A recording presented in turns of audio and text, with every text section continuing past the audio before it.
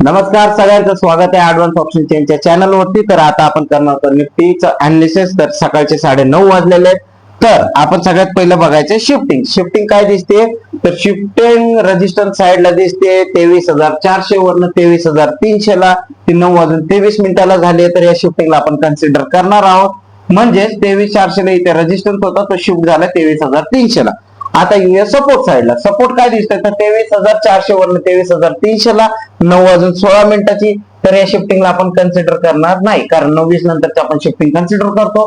तर support strong 23,300 ला, resistance strong 23,300 ला, त्याची विकनेस वरनं कमी होताना दिसत आहे। पर्सेंटेज ग्राफ ओपन करून चेक करूया, तर पर्सेंटेज ग्राफ डिक्रीजिंग 24,300 चा सपोर्ट जर भेटला तर फर्स्ट टाइम आपण कॉलचा ट्रेड करू शकतो, आणि रेजिस्टन्स 23,300 च्या रेजिस्टन्स वरनं पुढचा ट्रेड आपण करू शकतो। रेजिस्टन्सची विकनेस जर परत इन्क्रीजिंग झाली तर रेजिस्टन्स साइड मधनं परत बुलिश प्रेशर येऊ शकतं, शिफ्टिंग फेल होऊ शकते।